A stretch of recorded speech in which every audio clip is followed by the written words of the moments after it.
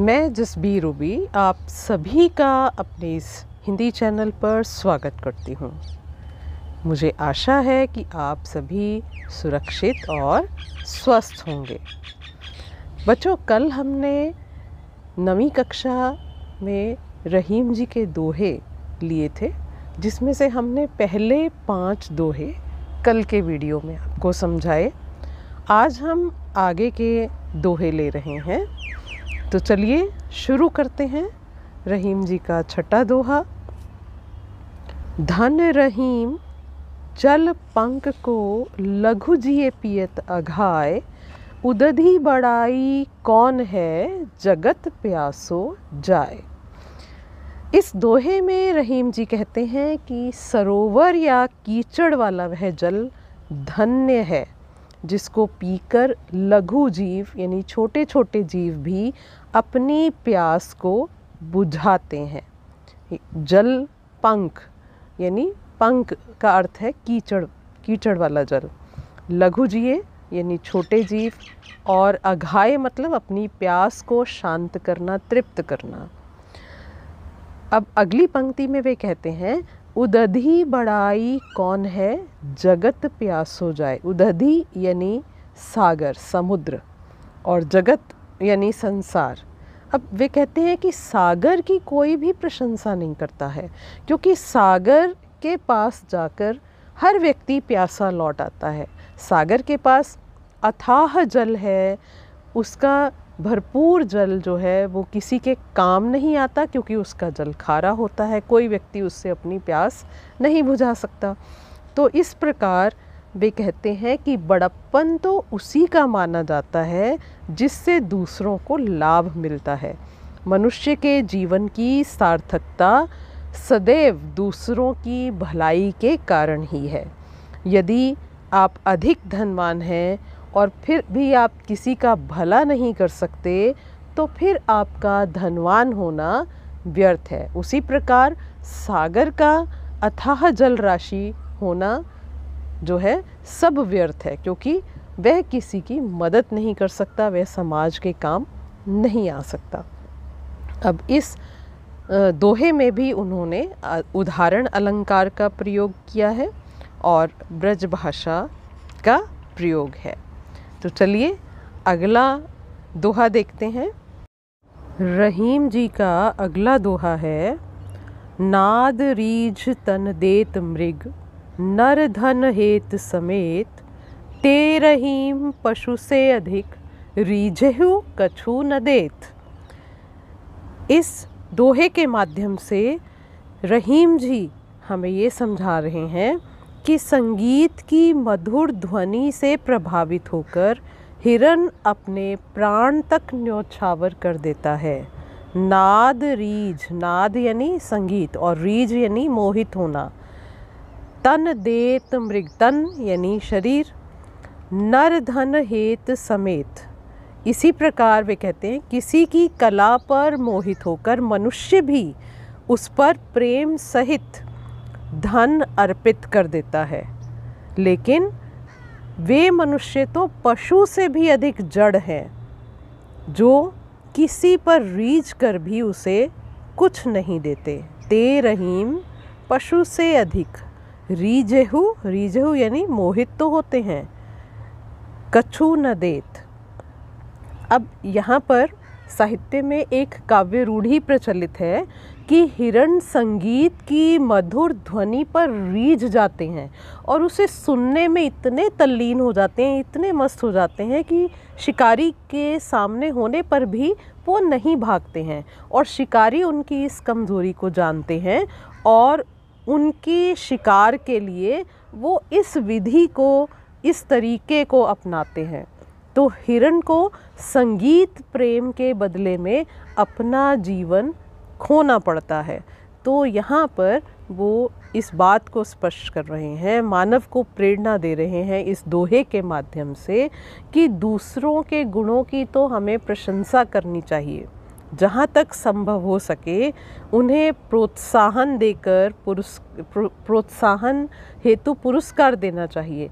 जिस प्रकार कुछ लोग दूसरे लोगों के गुणों पर रीझ कर उन्हें पुरस्कार स्वरूप कुछ धन देते हैं। लेकिन कुछ लोग ऐसे हैं जो इस तरह का व्यवहार नहीं करते, यानी रीझते तो हैं, दूसरे की कला पर प्रसन्न होते हैं, मोहित होते हैं, लेकिन बदले में उन्हें कुछ नहीं देते हैं, उन्हें कहीं कुछ भी कोई धन अर्पित नहीं करते हैं। तो इस दोहे में भी उदाहरण के माध्यम से रहीम जी ने बड़ी स्पष्ट तौर पर बहुत ही अच्छे तरीके से अपनी बात को कह दिया है। चलिए अगला दोहा करते हैं। बिगड़ी बात बने नहीं, लाख करो किन कोय, रहीमन फाटे दूध को, मथे न माखन होए। इस दोहे के माध्यम से रहीम जी ये समझाना चाहते हैं कि कोई कितने भी प्रयत्न कर ले परंतु बिगड़ी हुई बात कभी नहीं बनती है। रहीम जी कहते हैं कि फटे हुए दूध को जितना भी मथा जाए उसमें से मक्खन नहीं निकाला जा सकता। बिगड़ी बात बने नहीं, बिगड़ी यानी बिगड़ी हुई बात, लाख करो किनको यानी कोई कुछ भी क्यों ना करे। रहीमन फाटे दूध को, फाटे दूध यानी फटा दूध, और फटे हुए दूध से क्या नहीं निकाला जा सकता, मथे न माखन होए, उसे जितना भी मथा जाए उसमें से कभी मक्खन नहीं निकाला जा सकता। इसलिए हमें सदैव ये प्रयास करना चाहिए कि बात बिगड़ने ना पाए, उसे तुरंत संवारने का प्रयास करना चाहिए, वरना उसका दुष्परिणाम भुगतने के लिए भी तैयार रहना चाहिए। तो यहाँ भी एक उदाहरण के माध्यम से वे अपनी बात को स्पष्ट करते हैं। आपसी संबंधों में यदि एक बार बिखराव आ जाता है तो वे पहले की तरह स्थापित नहीं हो पाते, पहले की तरह सरस संबंध नहीं रह पाते हैं। चाहे कितने भी प्रयत्न क्यों ना कर दिए जाएं, वे संबंध आखिरकार टूट ही जाते हैं। तो यहाँ बिगड़ी बात बने और करो किन कोय, तो ब और क की आवृत्ति हो रही है जिसके कारण अनुप्रास अलंकार है। अगला दोहा देखते हैं। रहीमन देख बड़ेन को, लघु न दीजिए डार, जहाँ काम आवे सुई, कहा करे तरवार। अब यहाँ रहीम जी हमें समझा रहे हैं कि छोटे लोग जो काम कर सकते हैं वह बड़े नहीं कर सकते, इसलिए कभी हमें छोटों की उपेक्षा नहीं करनी चाहिए। अब यहाँ उदाहरण क्या देते हैं, देखते हैं। रहीम जी कहते हैं कि बड़े लोगों को देखकर, अर्थात उनके साथ संबंध स्थापित हो जाने पर छोटे लोगों का साथ हमें नहीं छोड़ना चाहिए, क्योंकि जहाँ सुई काम आती है वहाँ तलवार कुछ नहीं कर सकती। रहीमन देख बड़ेन को, बड़ेन यानी बड़े लोगों को, लघु न दीजिए डार, लघु यानी छोटी चीज़ों को आप छोड़ मत दीजिए, आप उन्हें भी संभाल कर रखिए। फिर उदाहरण देते हैं। जहाँ काम आवे सुई, कहा करे तरवार, तरवार यानी तलवार। तो वे उदाहरण देते हैं कि जहाँ सुई का काम है वो सुई का काम करे, सुई अपना काम करेगी, और जहाँ हमें तलवार का उपयोग करना है वहाँ पर हम तलवार का उपयोग करेंगे। अर्थात प्रत्येक वस्तु का, प्रत्येक मनुष्य का अपना अपना महत्व होता है और समय आने पर सभी उपयोगी सिद्ध होते हैं। कवि ने तलवार और सुई के उदाहरण द्वारा इस तथ्य को भली प्रकार से सिद्ध किया गया है। तो इस प्रकार वे हमें समझाते हैं कि इस संसार में सबकी अपनी अपनी विशेष उपयोगिता है, छोटों का भी अपना विशेष महत्व है। कहा करे तरवार में यहाँ अनुप्रास अलंकार का प्रयोग हुआ है। चलिए अगला दोहा देखते हैं। रहीमन निज संपत्ति बिना, कऊ न विपत्ति सहाय, बिन पानी ज्यों जलज को, नहीं रवि सके बचाए। यहाँ रहीम जी कहते हैं कि अपनी संपत्ति के अलावा मनुष्य की मुसीबत के समय में कोई सहायक सिद्ध नहीं होता। अर्थात संकट के समय अपना ही धन काम आता है। जैसे पानी के बिना कमल को सूर्य भी नहीं बचा सकता। हम सभी जानते हैं कि जैसे ही सूर्य उदय होता है कमल के पुष्प खिल जाते हैं, लेकिन यदि जल उनके पास ना हो तो फिर वे मुरझा जाएंगे। रहीम जी ने कहा रहीमन निज संपत्ति बिना, निज यानी अपनी, संपत्ति यानी अपनी धन दौलत जो है उसके बिना विपत्ति में कोई सहायक नहीं होता। विपत्ति यानी मुसीबत के क्षणों में। अब इसके लिए, इस बात को स्पष्ट करने के लिए उन्होंने उदाहरण दिया है कमल के फूल का। बिन पानी ज्यों जलज को, जलज यानी कमल का फूल, और पानी में ही हम देखते हैं कि कमल का जो फूल है वो पानी के भीतर, तालाब के भीतर ही रहता है, और जैसे ही सुबह सूर्योदय होता है पुष्प खिल जाता है। लेकिन यदि तालाब के अंदर जो जल संचित है वो जल संचित ही ना हो तो फिर क्या होगा? फिर सूर्य की तपिश के कारण, सूर्य की गर्मी के कारण कमल का पुष्प जीवित नहीं रह पाएगा, वो मुरझा जाएगा। तो इस बात को उन्होंने स्पष्ट किया है इस उदाहरण के माध्यम से कि यदि पानी नहीं होता तो कमल का फूल सूख जाता है। उसी प्रकार मनुष्य को बाहरी सहायता कितनी ही क्यों ना मिलती रहे, किंतु उसका जो वास्तविक जो रक्षक है वो उसकी निजी संपत्ति है, उसकी अपनी संपत्ति जो कि उसने बचत करके जुड़ी हुई है। तो इस प्रकार वो हमें बचत का सिद्धांत या बचत करने की शिक्षा दे देते हैं। बिन पानी ज्यों जलज को नहीं रवि सके बचाए। इस पंक्ति में ज्यों शब्द का प्रयोग होने से उत्प्रेक्षा अलंकार है।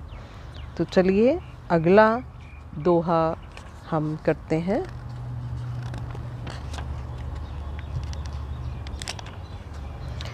रहीमन पानी राखिए, बिन पानी सब सून, पानी गए न उबरे, मोती मानुस चून। अब रहीम जी कहते हैं कि पानी का बहुत महत्व है, इसे हमें बनाए रखना चाहिए। यदि पानी समाप्त हो जाएगा तो 3 वस्तुओं का महत्व कभी भी नहीं रह जाएगा। रहीमन पानी राखिए, बिन पानी सब सून, सून यानी सभी ये चीज़ें व्यर्थ हैं बिना पानी के। पानी गए न उबरे, मोती मानुस और चून। पानी गए न उबरे, पानी के बिना इनका कोई महत्व नहीं रह जाता है। अब कौन सी 3 वस्तुएं हैं? वे हैं मोती, मानुस और चून। अब आइए समझें इनका अर्थ क्या है। पानी का यहाँ पर अलग अलग, प्रत्येक के संदर्भ में पानी का अलग अर्थ है। अब पहला लेते हैं मोती। मोती जो है उसके ऊपर पानी चढ़ा होता है। पानी यानी चमक।